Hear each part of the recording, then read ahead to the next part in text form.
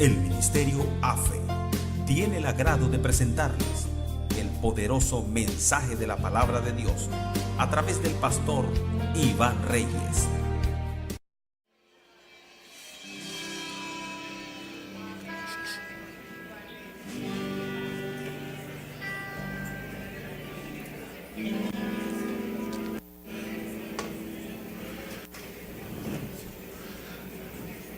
Amén.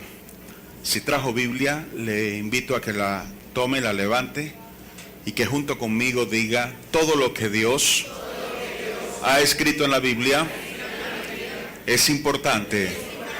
Por lo tanto, fundamentaré mis pensamientos, mis palabras y mis acciones en lo que ella dice y me irá bien.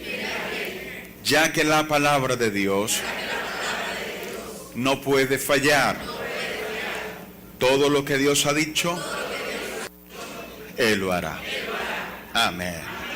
Abran sus Biblias, por favor, en 1 Corintios, capítulo 15, verso 32. 1 Corintios, capítulo 15, verso 32. Así nos enseña la palabra. Si como hombre batallé en Éfeso contra fieras, ¿qué me aprovecha? Si los muertos no resucitan, comamos y bebamos, porque mañana moriremos. Pueden sentarse, por favor.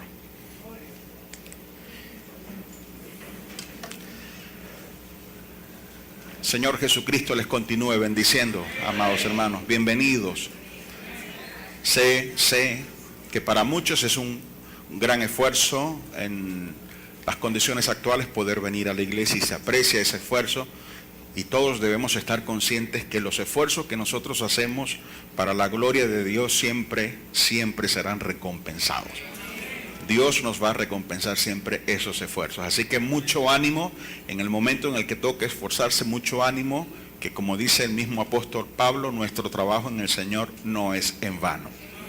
Bueno, acabamos de leer este versículo del capítulo 15 de 1 Corintios. Este capítulo es un capítulo emblemático porque todo el capítulo en sí, el tema es la resurrección. Y justamente la idea central del versículo que acabamos de leer es la resurrección. Se entiende por resurrección la vida después de esta vida, la incorporación o tener alguna especie de cuerpo en el cual habitar para entonces dar continuidad a una vida después de esta. Pablo menciona varias cosas aquí, pero las menciona sobre la base de la resurrección. Él dice: si yo en Éfeso es era una ciudad, si yo en Éfeso batallé contra fieras, estuve expuesto al peligro, yo luché, tuve que hacer este esfuerzo a fin de poder cumplir con mi labor misionera. Pero si estuve haciendo estas cosas y no hay resurrección, esto no sirve de nada. Entonces es la resurrección el plano que le da perspectiva, le da sentido a todas las cosas que nosotros hacemos y las motivaciones por las cuales las hacemos.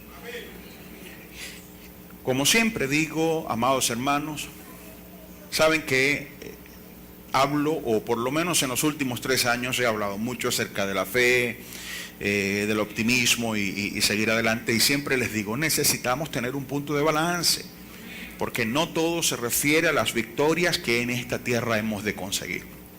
Es lo que Pablo también está diciendo. La resurrección, como decía, es lo que nos permite darle un sentido correcto a lo que hacemos en la vida. Quizá ustedes, al igual que yo, en algún momento pensaron: ¿por qué nací? ¿Cuál es mi misión, si es que tal cosa existe sobre esta tierra? Cuando uno escucha relatos de personas que se han dedicado a esto o aquello y han triunfado y han repercutido sobre miles y quizá millones de vidas, uno se pregunta, ¿qué hago yo en esta tierra? ¿Para qué nací? En aquellos momentos en que somos embestidos por luchas, por adversidades, por tristezas e incluso depresiones, nos preguntamos, ¿qué hago yo en este mundo? ¿Para qué he nacido? Y a veces le damos el sentido, bien sea con una vocación familiar, o quizá con una vocación espiritual, o quizá con alguna vocación secular, sobre cosas que repercuten en este planeta, o sobre esta tierra, o sobre este mundo. Sin embargo, Pablo dice que la única cosa que realmente le da sentido a lo que nosotros hacemos es tener en cuenta la resurrección. En el libro de Daniel, en el capítulo 12, versículo 2, se nos explica sin mayores detalles, pero de forma muy concisa, lo que la resurrección es. Y allí se dice, Daniel 12, verso 2, y muchos de los que duermen en el polvo de la tierra serán despertados, unos para vida eterna y otros para vergüenza y confusión perpetua. Bueno, a fin de poder tener el sentido correcto de lo que está escrito, la forma como al inicio se escribió esto en original dice, y del polvo de la tierra se levantarán las multitudes de los que durmieron. No se trata de que algunos se van a levantar y otros no.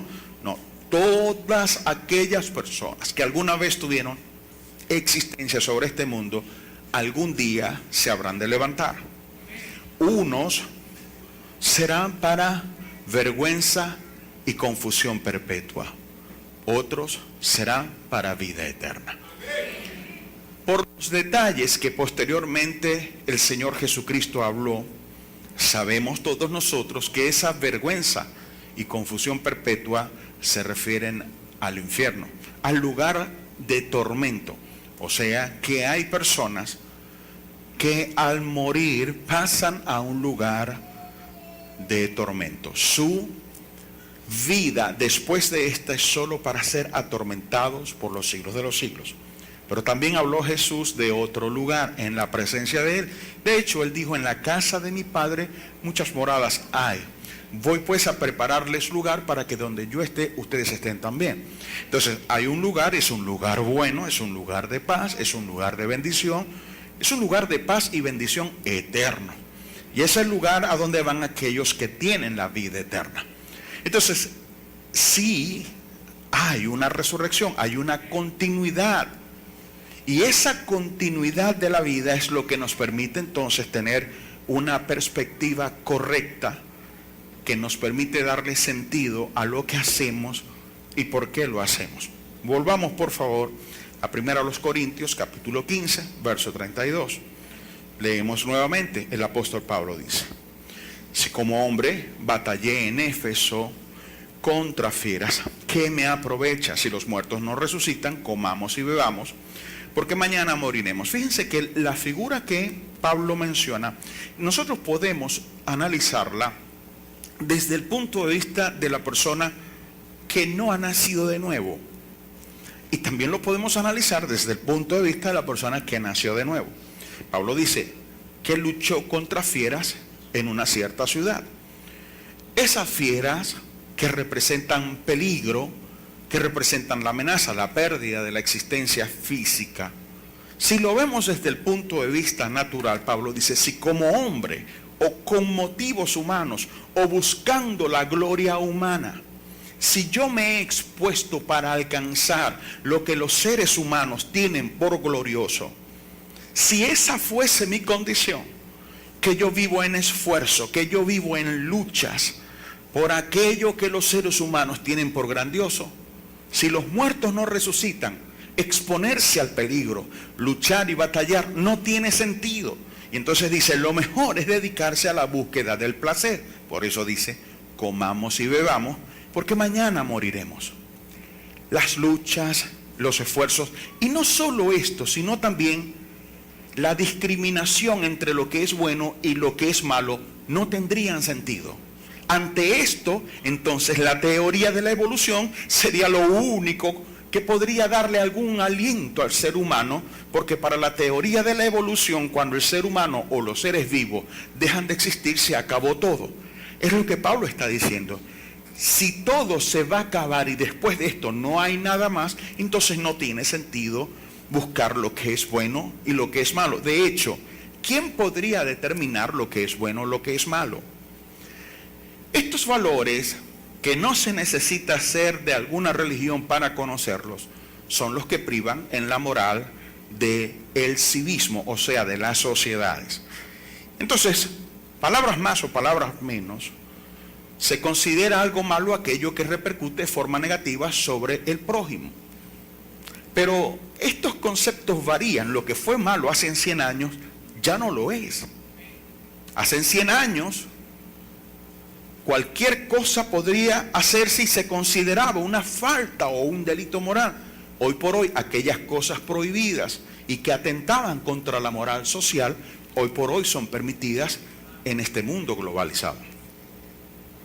Entonces, lo malo solo se vería no desde el punto de vista de lo que me trae consecuencias negativas a mí, si soy yo quien lo hace, sino cuando traigo cosas negativas a los demás.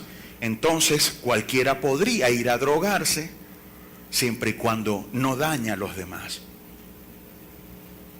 Pablo dice, ese sería el sentido de la vida. De hecho, Pablo está citando una frase del libro de Isaías. Cuando él dice, comamos y bebamos, pues mañana moriremos, está citando una frase del libro de Isaías que está en el capítulo 11, capítulo 12. Y allí Dios le está hablando al pueblo y le dice a Israel, mira, yo convoqué al lamento, a que ustedes se arrepintieran, a que lloraran por sus faltas. Pero ustedes dijeron, hay que hacer de esto gozo y alegría, placer y alegría. Y terminaron diciendo, comamos y bebamos, pues mañana moriremos. Pablo lo que está diciendo, entonces, esa frase tendría sentido porque a fin de cuentas no hay que rendir cuentas, valga la redundancia, por los malos actos. Porque de todas maneras tú dejas de existir, ya no vas a tener conciencia. Eso es lo que está diciendo Pablo. Ahora, desde el punto de vista cristiano, o sea, o desde el punto de vista religioso, podríamos pensar, ¿de qué nos sirve entonces exponernos a los peligros en un trabajo, en algún oficio? ¿De qué nos sirve esforzarnos, luchar, vivir adversidades y tratar de ser moderados, ponderados, controlados y santos en esas cosas si los muertos no resucitan? No tiene sentido esforzarse. Entonces Pablo dice, también para ellos cabe la misma conclusión. Comamos y bebamos, pues mañana moriremos. O sea, si no hubiese resurrección de muertos, lo más sensato sería dedicarse a la búsqueda del placer sin hacer ninguna discriminación y sin negarse esfuerzos. Pero esa no es la situación. Esa no es la situación. O sea, no es la situación, y me adelanto porque ya todos nosotros sabemos que sí existe la resurrección. Pero si no existiese la resurrección, nada tendría sentido. Incluso Pablo va mucho más allá, porque en los versículos 13 y 14 del mismo primera a los Corintios 15 dice, porque si no hay resurrección de muertos, tampoco Cristo resucitó. Y si Cristo no resucitó, vana es entonces nuestra predicación, vana es también vuestra fe. Claro, en el caso de nosotros que somos cristianos, Cristo es el eje, es el centro de todo. En el libro de Apocalipsis dice que Cristo es el testimonio, es el espíritu de la profecía. Todo gira en torno a Él. En el libro de Colosenses se nos informa que todo fue hecho por Él y para Él. Él es el todo. Pero este Cristo, cuyo rol principal, entienda que Cristo es Dios encarnado. ¿Y por qué Dios se encarna? Dios se encarna para morir, para poder pagar un precio que era solicitado por los seres humanos a fin de que pudiesen ser salvos. O sea, para que en su vida después de esta no vayan al lugar de tormento, no vayan al lugar de sufrimiento. La única forma de evitarlo es solamente a través del pago que Cristo hizo en la cruz del Calvario. No existe tal cosa como una balanza en el cielo donde se ponen en un lado las cosas buenas y las cosas malas, y si usted hizo más cosas buenas que malas, entonces usted va a pasar. Pero eso es una locura. Y no solamente es una locura, niega la razón. Porque si esto fuese posible, entonces ¿para qué Dios envió a su Hijo Jesucristo? Si solo tenías que tener más peso en tus obras buenas. No tiene sentido. Ahora, Cristo muere, paga, pero Él resucita. Y Él resucita por dos razones. La primera, para dar testimonio de que el pago fue aceptado. Y la segunda, para poder asegurarse de que quienes crean en Él reciban la vida eterna. En este contexto, la vida eterna entonces es la seguridad de que después de esta vida, quienes crean en Jesucristo pasarán a un lugar de paz y bendición eternas. Pero si no hay resurrección de muertos, aunque Cristo haya venido, si Él murió y los muertos no resucitan, el sacrificio fue vano. No tiene sentido. Segundo, dice, nuestra predicación no tendría sentido. O sea, todo lo que es las estructuras eclesiásticas, con sus organizaciones ministeriales, donde hay apóstoles, profetas, evangelistas, pastores y maestros, todo eso sería absurdo. Sería absurdo dedicar estas horas a la supuesta búsqueda de Dios. Sería absurdo visitar al que está enfermo para llevarle el aliento divino. Sería absurdo llevarle de comer al que tiene hambre en el nombre del Señor. Sería absurdo dejar de mirar aquello que la Biblia nos prohíbe, porque a fin de cuentas, al dejar de existir, no hay cuentas que entregar. Entonces sería absurdo, sería innecesario todo esfuerzo ministerial. Pero lo peor, dice, vuestra fe sería vana. O sea, no logra nada, sería solo una ilusión, un humo entre nosotros. Esto es lo que reclamaban muchos filósofos de principios del siglo pasado, negando la existencia de Dios. Pues para ellos todo terminaba con la cesación de la existencia física. Entonces Pablo nos aclara y nos dice, hey, si no hay resurrección de muertos, en la vida nada tiene sentido. Ahora, la resurrección de muertos existe. Y no solamente existe porque haya un libro que así lo declare, o dos o tres más, sino porque en efecto ya hay uno que participa de esa vida, que es Jesucristo. Primero a los Corintios 15, verso 20, dice el apóstol, mas ahora Cristo ha resucitado de los muertos, primicias de los que durmieron es hecho. Necesito aclararles que la resurrección de Lázaro, la resurrección del hijo de la viuda de Naín, etcétera, no son resurrecciones dentro de lo que estamos hablando. Porque ellos se levantaron para esta misma vida terrenal, pero posteriormente volvieron a morir. Yo estoy hablando, la Biblia en este momento está hablando acerca de la vida después de esta. Es a ello a lo que nos referimos con resurrección, la vida después de esta. Después de esta vida hay otra. Una, como lo vimos en Daniel, una es para vergüenza y confusión perpetua, la otra es para vida eterna. Jesús va a la cruz, paga el precio, muere, al tercer día resucita. Y esta nueva forma de vida o experiencia de vida o manifestación de vida era nueva en la totalidad de su término, puesto que nadie la había experimentado, ya que nadie había resucitado para esa vida, por lo menos no a la vida eterna. Sabemos por los relatos de Jesús en cuanto a aquel hombre rico que hacía banquetes con esplendidez diariamente, que cuando murió fue a un lugar de tormento. Pero ese lugar de tormento que existe actualmente, llamado Seol o Hades, es solo un lugar temporal. Y cuando digo temporal no me refiero a un purgatorio, a un lugar donde están por ahora vaciándose de sus penas y de sus cargas para luego ir al lugar bueno. Eso no existe.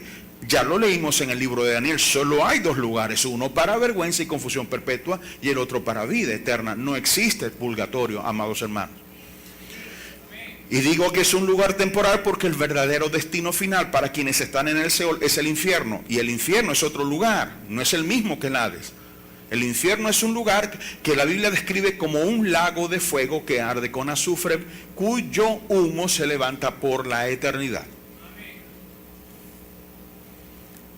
Pero también estaba aquel hombre pobre que estaba en el seno de Abraham y estaba en bendición. Ese tampoco era su destino final.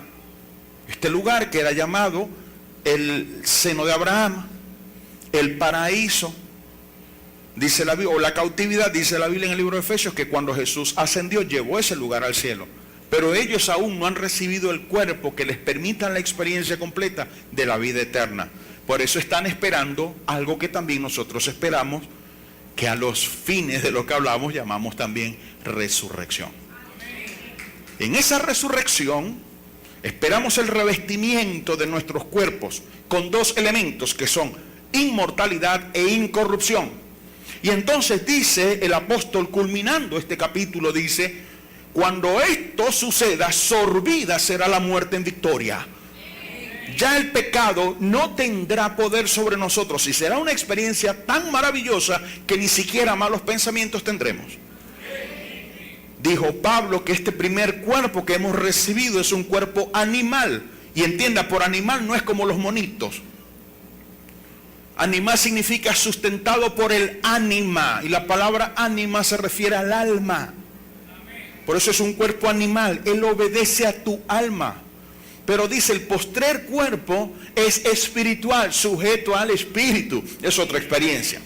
Pero en cuanto a lo físico, recordarán ustedes que cuando Jesús resucitó, no tuvo inconvenientes en atravesar una puerta sin tener que abrirla, en aparecer en un lugar e inmediatamente aparecer en otro. Al mismo tiempo comió. Y fue un cuerpo glorificado que, aunque aún tenía las marcas de los clavos en sus manos y en sus pies, era un cuerpo vivificado. Ahora, esa vida que tiene Jesús es la que les está garantizada a los que crean en Él. Entonces, ya que Cristo es el eje de nuestras vidas, y como decía, se trata de ponerle balance y equilibrio a nuestras vidas. Necesitamos poner las cosas en una perspectiva correcta. La perspectiva es esa condición que permite ver todas las cosas en su condición y en su estado y posición correcta. Entonces, cuando ponemos las cosas en perspectiva, entendemos que necesitamos llevar una vida sujeta u obediente a Dios, porque necesitamos entregarle cuentas, porque sí hay una vida después de esta. No cesa la existencia cuando la persona muere. Deja de existir aquí, pero va a existir en otro sitio.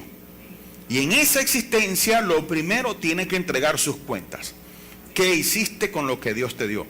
En primer lugar, ¿creíste en Jesucristo? Nosotros afirmamos ser cristianos. Decimos siempre, yo soy cristiano, yo soy cristiano, yo soy cristiano. Y eso está bien. Y claro, lo decimos con todas las repercusiones que ser cristiano trae. Pero es que las cosas tienen un orden. Y en ese orden, creer en Cristo es creer no para que te sane, sino para que te salve. Y de hecho, las manifestaciones de Jesús, entiéndase, que sana a un enfermo, que libera a un cautivo, etcétera, esas manifestaciones tienen la principal o el principal objetivo de convencerle de que Jesucristo es el Salvador del mundo, para que la persona se arrepienta.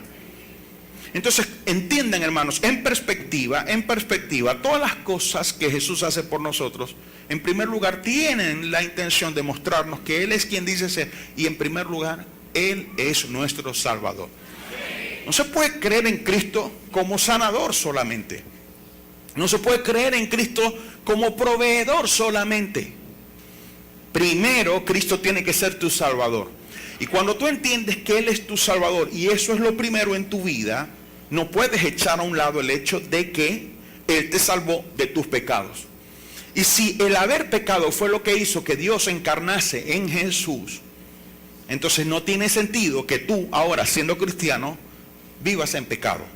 No tiene sentido, no tiene lógica. ¿Ustedes me comprenden lo que enseño? No tiene sentido poniéndolo en perspectiva. En esta perspectiva, en esta óptica de la resurrección de los muertos. No tiene sentido que nosotros vivamos una vida de infidelidad a Dios. No tiene sentido. Porque sí hay un día de entregar cuentas. De hecho, para nosotros los cristianos, dice la Biblia en el mismo libro de Corintios, dice que hay una cosa que se llama el tribunal de Cristo, en el cual todos nosotros debemos comparecer.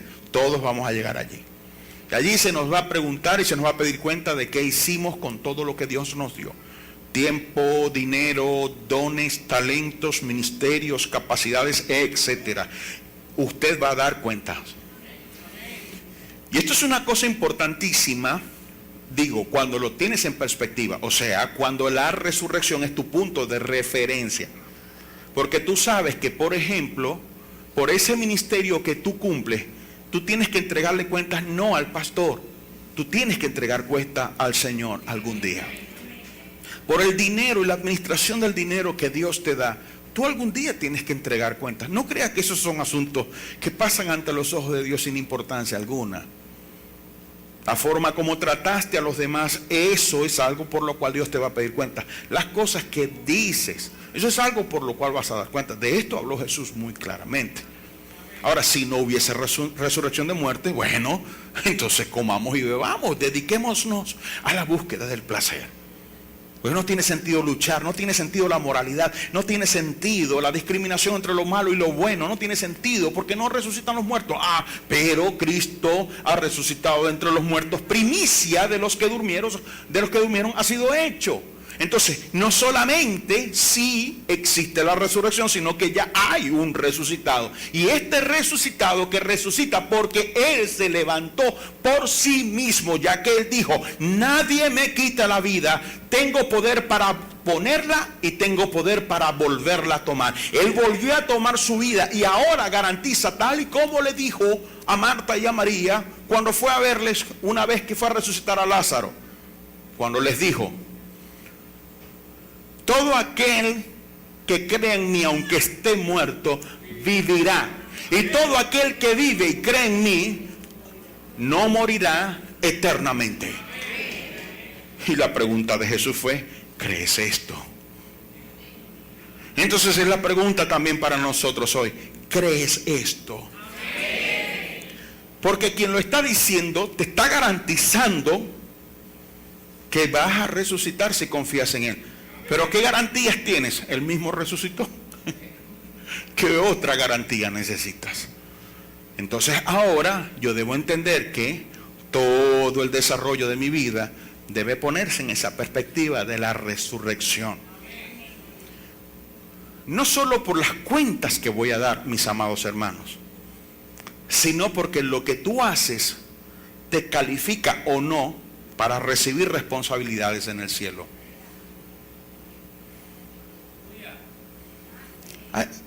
Yo a veces no entiendo y digo, bueno, no sé, quizás es que yo soy un hombre muy enrollado, pero yo a veces veo la falta de excelencia en lo que las personas hacen. Yo digo, pero ¿por qué si es para la gloria del Señor? Ya se nos dijo claramente en la Biblia, todo lo que hagáis de palabra o de hecho, hacerlo para la gloria de Dios, para que Cristo sea glorificado por eso. Sin embargo, a veces uno ve las cosas que los cristianos hacen que carecen de la más mínima expresión de excelencia y dedicación. Y piensan que en esa vida nueva comienzan de cero, sin entender que lo que hacen aquí repercute allá. De hecho, cuando usted lee el libro de Daniel, acabo de leerlo con ustedes, Daniel 12, verso 2, pero el verso inmediato, el verso 3, dice: los que enseñan la justicia resplandecerán como las estrellas en la perpetuidad. Entonces, lo que nosotros hacemos aquí repercute allá. Y yo sé, por lo menos voy a hablarle de mi caso, yo sé que a mí no solo me ha tocado la responsabilidad de enseñar aquí, a mí también me toca enseñar allá. Porque dice la Biblia, sus obras siguen con ellos. Piénsenlo, piénsenlo, sus obras siguen con ellos. ¿Qué estás haciendo o qué estás dejando de hacer para el Señor?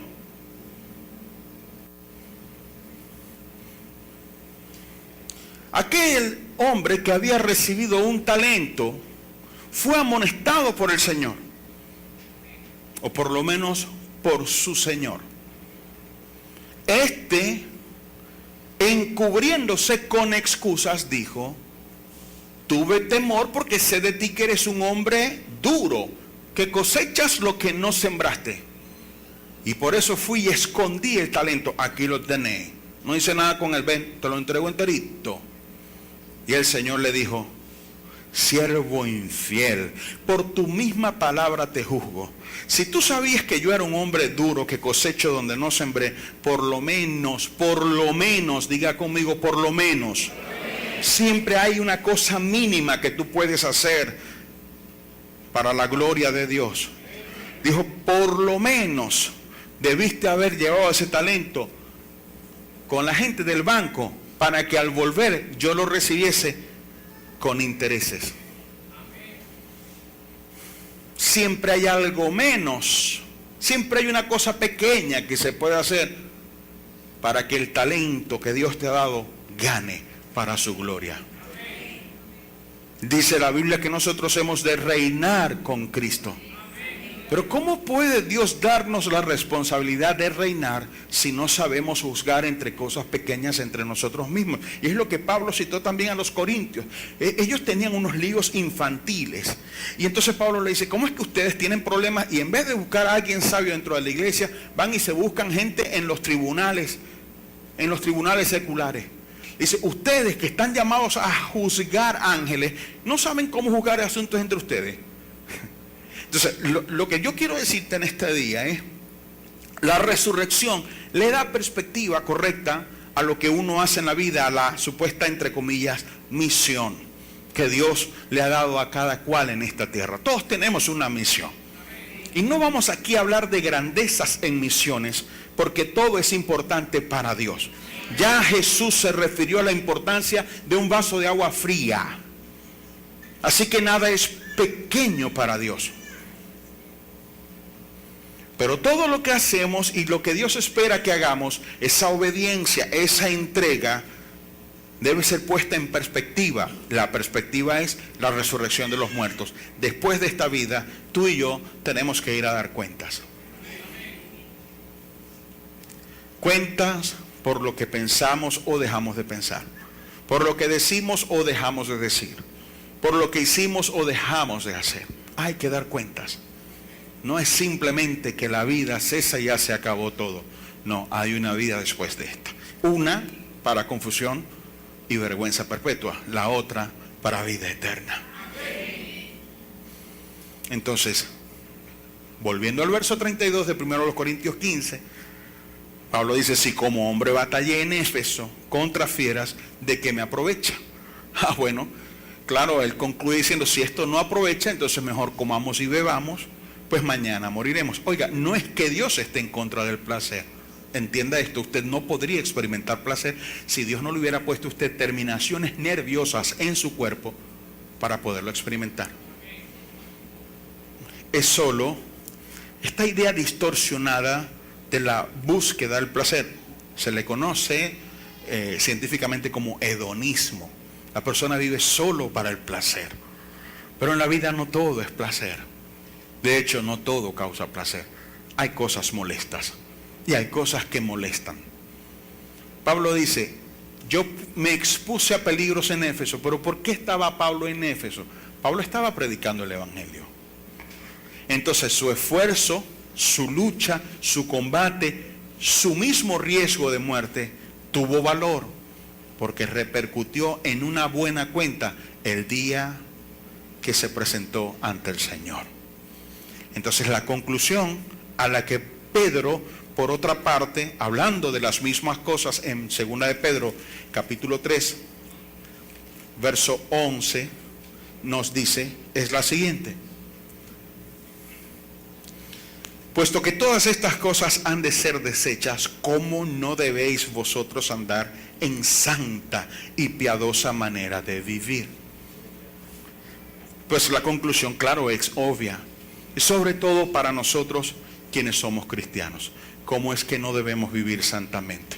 Hoy más que nunca, mis queridos hermanos, nuestros problemas, nuestras luchas, nuestras adversidades, lo que hemos llamado nuestra situación, la tenemos que ver desde el punto de vista de la resurrección, no solo de meros argumentos humanos, con argumentaciones mundanas o humanas. No, Señor, todo tiene que ser puesto en el plano de la eternidad y de esa resurrección de muertos.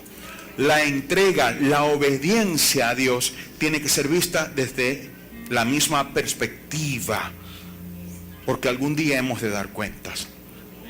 En medio de nuestras luchas, hermanos, sepamos, vale la pena esforzarse, vale la pena vivir obedientemente, vale la pena vivir consagrados, vale la pena rechazar las oportunidades de pecado, vale la pena el rechazar cuando la corrupción, el fraude se nos ofrece para tener una condición de vida más placentera, pero lo rechazamos por causa de nuestra conciencia delante de Dios, porque sabemos que hay una resurrección de muertos, y en esa resurrección de muertos es fundamental llevar buenas cuentas. Por lo tanto, entonces, debemos vivir santa y piadosamente.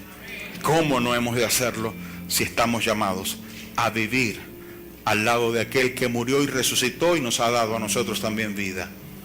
Tenemos que hacerlo. Tenemos que hacerlo. Así que, hermanos amados, esforcémonos aún más. No nos debilitemos por el aspecto humano de las cosas.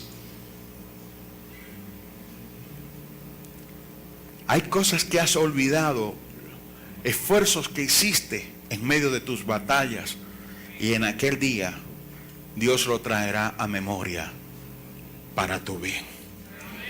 Pónganse en pie, por favor.